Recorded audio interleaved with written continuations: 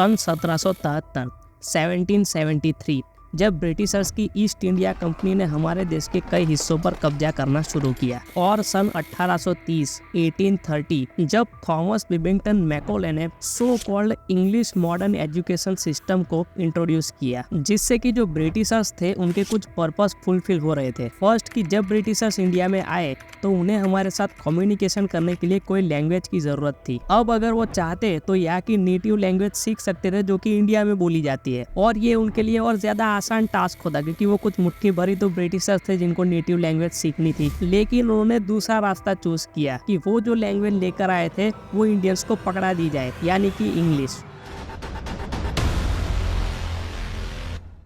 क्योंकि उनको अच्छे से पता था कि अगर हम इंडियंस के ऊपर इंग्लिश को इम्पोस्ट कर देंगे तो जो बेनिफिट्स है वो ब्रिटिशर्स को ही होंगे। इंडियंस जो है वो अपने रूट से अलग हो जाएंगे, यानी कि उनकी नेटिव लैंग्वेज मातृभाषा से अलग हो जाएंगे, क्योंकि ब्रिटिशर्स को ऐसे ही एम्प्लॉयज चाहिए थे जो कि कोई भी टाइप के सवाल जवाब किए बिना सिर्फ उनका काम करते रहे। फिर साल दर साल बीतते गए और थोड़े मोड़े ऊपर नीचे रिफॉर्म्स के बाद इसी सिस्टम को कंटिन्यू रखा गया।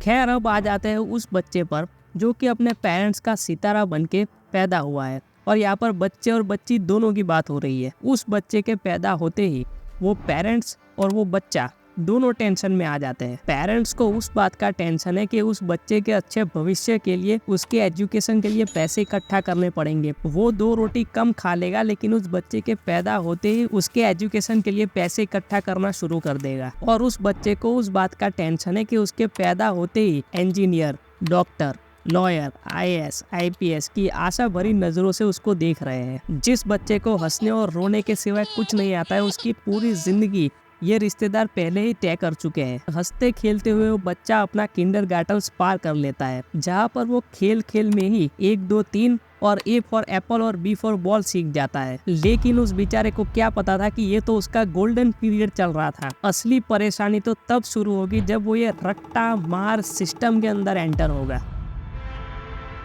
उस बच्चे के स्कूल में एडमिशन लेने के पड़ाव पर ही क्लास डिफरेंस शुरू हो जाता है। प्राइवेट स्कूल में तो अमीरों के बच्चे जाते हैं, यही प्राइवेट स्कूल वाले इंफ्रास्ट्रक्चर के नाम पर ये फैसिलिटी वो फैसिलिटी करके पेरेंट्स की जेब काटना शुरू कर देते हैं। और जब बात आती है एजुकेशन की, इसके लिए भी उन्होंने अलग सिस्टम बिठा रखा है, जो कि है ट्यूशन, जहाँ पर मोस्ट ऑफ दी उसी स्कूल के जो सर है वही पढ़ा रहे होते हैं। मतलब कि स्कूल में आप आइए, इंफ्रास्ट्रक्चर देखिए, और पढ़ने के लिए आप ट्यूशन जा सकते हैं। और वहीं पर पेरेंट्स की भी मजबूरी है, सोसाइटी का प्रेशर आ जाता है कि अगर प्राइवेट स्कूल में नहीं डाला तो तुम तो अपने बच्चे की परवरिश अच्छे से कर ही नहीं रहे हो। और वहीं पर जो बच्चे गवर्नमेंट स्कूल में जाता है, वहाँ पर सबको लगता है कि गवर्नमेंट स्कूल में तो सिर्फ गरीबों के बच्चे जाते हैं। फिर भले ही उसी गवर्नमेंट स्कूल के अंदर हाईली क्वालिफाइड टीचर्स हो, उसी गवर्नमेंट स्कूल के केंद्रीय विद्यालय और नवोदय मॉडल के बच्चे टॉप रैंकिंग हो, लेकिन ये सोसाइटी इस क्लास डिफरेंस को हमेशा बनाकर रखेगी। हालांकि इसमें भी दोगलापन है। गवर्नमेंट स्कूल के अंदर कोई नहीं जाना चाहता, लेकिन गवर्नमेंट कॉलेजेस के अंदर सारे जाना चाहते हैं, क्योंकि सबको पता है कि प्राइवेट कॉलेजेस की जो फीस है वो उनकी कमर तोड़ देगी। फिर जब बच्चा इस क्लास डिफरेंस से निकलता है, तब उसको सिलेक्ट करनी होती है लैंग्वेज, कि उसको किस लैंग्वेज में पढ़ाई करनी है। या तो वो इंग्लिश हो सकती है, या फिर वो हो सकती है उसकी मातृभाषा, यानी कि मराठी, गुजराती, बंगाली, तमिल, तेलुगु वगैरह। लेकिन यहाँ पर सोसाइटी का इंग्लिश के ऊपर इतना ज्यादा ऑब्सेशन है कि इस क्लास डिफरेंस को ये कभी मिटने नहीं देंगे। अगर वो बच्चा इंग्लिश मीडियम में पढ़ रहा है तो उसको अपर क्लास में समझा जाता है, लेकिन अगर वो रीजनल लैंग्वेज में पढ़ रहा है तो उससे उसको थोड़ा नीचे समझा जाता है। हालांकि इंग्लिश कोई वर्ल्ड की सबसे स्मार्ट लैंग्वेज नहीं है, लेकिन हमने इसको एक लैंग्वेज ना कर एक क्लास बना दिया है। और अगर आप एक सक्सेसफुल एजुकेशन सिस्टम के किसी भी देश को उठाकर देख लेंगे तो वहाँ की पूरी स्टडीज उनकी रीजनल लैंग्वेज में की जाती है। अगर आप जापान में जाएंगे तो वहाँ पर जापानीज में पढ़ाया जाता है। अगर आप चाइना में जाएंगे तो वहाँ पर चाइनीज में पढ़ाया जाता है। इनफैक्ट वहाँ पर तो प्रोग्रामिंग भी चाइनीज में होती है। रशिया में रशियन में पढ़ाया जाता है, जर्मनी में जर्मन में पढ़ाया जाता है, फ्रांस में फ्रेंच में पढ़ाया जाता है, स्पेन में स्पेनिश में पढ़ाया जाता है। सिर्फ हमारे यहाँ पर ही इंग्लिश को लैंग्वेज ना समझ के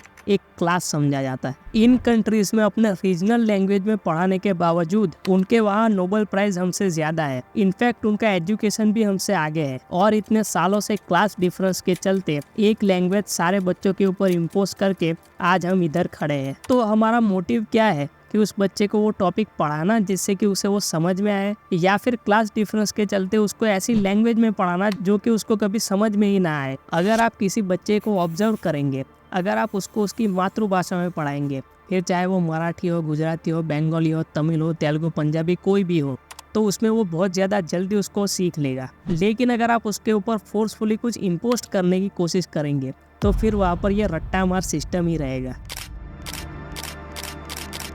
खैर, जब ये सारी क्लास डिफरेंस से वो निकलता है बच्चा और एडमिशन ले लेता है, तो उसकी क्लास में भी क्लास डिफरेंस किया जाता है। फ्रंट बेंचर्स के साथ अलग व्यवहार किया जाएगा, बैक बेंचर्स के साथ अलग व्यवहार किया जाएगा, और जो मिडल बेंचर्स है वो इन दोनों के बीच में लटक के रह जाते हैं। उन बैक बेंचर्स से सारे टीचर्स हमेशा गुस्से में ही रहेंगे, क्योंकि उन बैक बेंचर्स को वो नहीं आता जो उन टीचर्स को आता है। वो टीचर्स पहले से ही प्रेडिक्ट कर लेंगे कि ये क्लास के ब्रिलियंट स्टूडेंट्स है और ये क्लास के डम स्टूडेंट्स है। देखिए, कोई भी बच्चा डम नहीं होता, सिर्फ वो इस रट्टू तोते जैसे सिस्टम में नहीं रहना चाहता, अपनी उसकी कुछ क्रिएटिविटी है इसलिए वो डम हो गया। उस बच्चे की गलती केवल उतनी ही थी कि उसने कुछ अलग सोचने और करने का ट्राई किया, और आपने उसे डम बोल के पूरे क्लास से ही अलग कर दिया। इनफैक्ट कई टीचर्स का तो फोकस ही सिर्फ फ्रंट बेंचर्स पे होता है कि वो क्लास के दूसरे बच्चे फीस पे नहीं कर रहे हैं। उल्टा टीचर्स का तो ये रोल होना चाहिए कि वीक स्टूडेंट्स के ऊपर ज्यादा फोकस करके उनकी परेशानी को समझा जाए, जो क्रिएटिव बच्चे हैं उनकी क्रिएटिविटी को प्रोत्साहन दिया जाए। लेकिन यहाँ पर टीचर्स फेल होते हुए नजर आते हैं।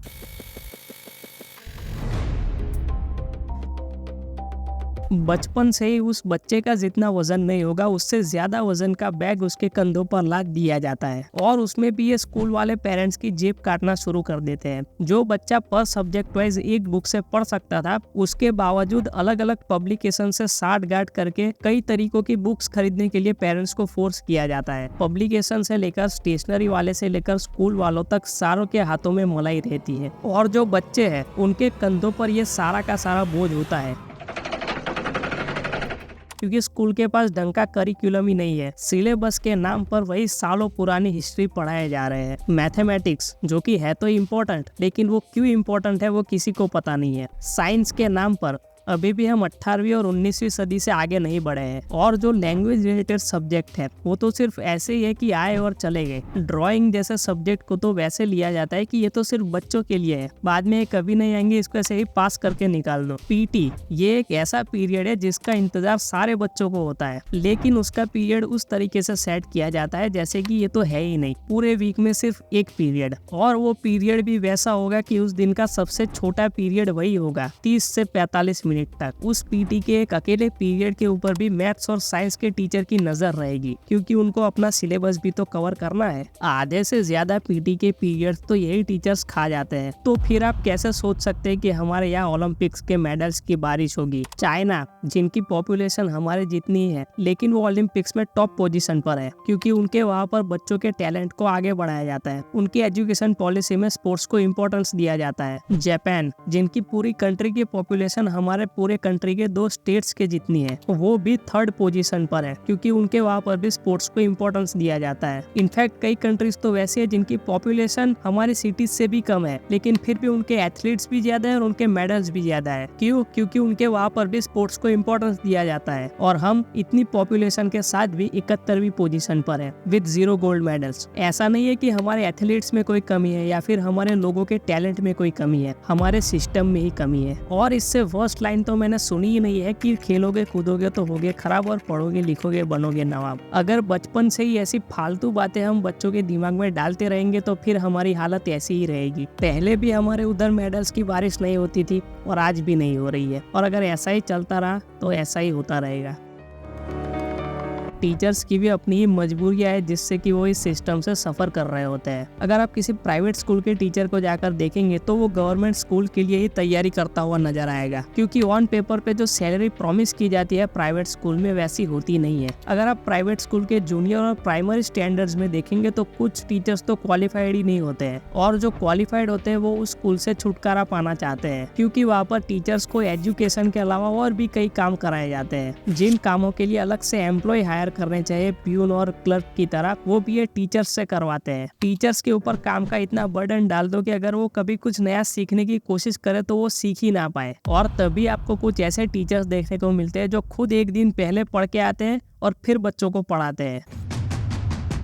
लेकिन जब गवर्नमेंट स्कूल में किसी का सिलेक्शन हो जाए तो वहाँ पर वो काम चोरी वाली बातें करते हैं। फिर चाहे बच्चों के फ्यूचर का कुछ भी हो, लेकिन उनका फ्यूचर तो सेफ ही है, गवर्नमेंट जॉब है। आपने most of the government job में यही देखा होगा कि वो गवर्नमेंट जॉब में इसलिए जाते हैं कि वो जॉब लगने के बाद उनको कुछ ज्यादा पढ़ना या सीखना ना पड़े। आज के जमाने में जहाँ पर एक महीने में मोबाइल का सॉफ्टवेयर भी अपडेट हो जाता है, वहाँ पर वो ये सालों से सीखी हुई चीजें पढ़ा रहे हैं और उनकी पढ़ाने की स्टाइल भी वैसी है जिसमें अगर कोई बच्चा पढ़ना चाहता हो फिर भी उसको पढ़ने में इंटरेस्ट नहीं आएगा। अगर आप ऑब्जर्व करेंगे तो जो बच्चा सुबह से शाम तक जो चीज स्कूल में नहीं सीख पाता वही आधे घंटे के यूट्यूब ट्यूटोरियल को देख के सीख लेता है। तो गूगल या यूट्यूब पे वो कोई चमत्कार से तो नहीं सीख गया। यहाँ पर तरीका वो है जिससे कि उसे आसानी से समझ आ रहा है, लेकिन हम तो उसे उस तरीके से सिखा रहे हैं जिससे कि उसको एग्जाम के कुछ दिन पहले उसको रटना है और एग्जाम हॉल में जाकर जो भी उसने रटा है उसको एज इट इज पेपर के ऊपर छाप देना है। फिर हम ऐसे इवेल्युएशन की ग्रेड शीट के बेसिस के ऊपर किसी बच्चे को ब्रिलियंट या डम का टैग दे दे तो फिर आज से 50 साल के बाद भी